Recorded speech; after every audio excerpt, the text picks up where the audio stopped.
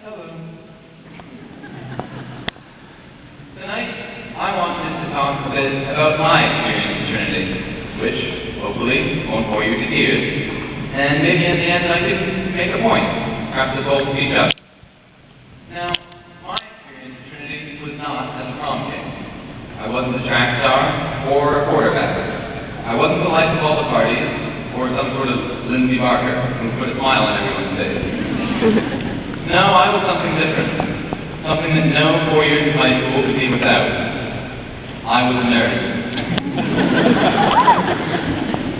I don't believe that I need to go into very great detail to prove to anyone out there that I am, in fact, a nerd. Granted, I could take the time to go through the 20-page brief that I drew up. Or I could take the necessary blood test. But I'm doing my best to keep this short. So I hope that my participation in the drama club will be sufficient. Looks like I will need bells and whistles on my gown. Now, nerds have been around, I'm sure, for as long as school itself. Even back in the Stone Age when Mr. Kelly and Hopkins were dwelling creative. All the children were expected to learn to carve and hunt and all that. But there was always that one kid. One kid wanted to stay inside and paint on the wall. Or one wanted to try out a new invention, the wheel.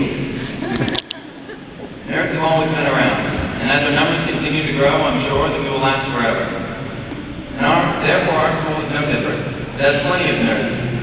And even though our class, a class that contains some of the very best nerds I've ever seen, will be graduating tonight, the school will go on.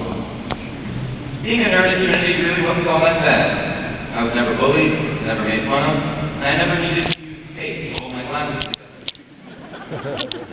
And I think that's a true testament to the kindness of my fellow classmates. Seriously, guys, good job. I'm sure that at times we nerds were utterly infuriated, but you stayed your hand. Don't ever lose that sense of decency.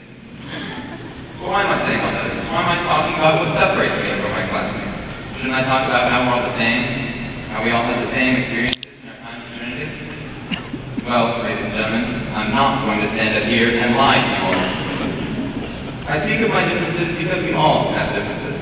I'm sure that the football players all have different hobbies, different methods of tackling, or at the very least, different names. And it's the same in every club, sport, society, teacher's lounge, and classroom. None of us is here to be the same as anybody else, and we should all be very proud of who we are. And it's in the recognition of our uniqueness that we can learn another valuable lesson. Whether it comes to a class, a workplace, a country, or even a whole world, it's not the similarities that unite us all, it's the differences.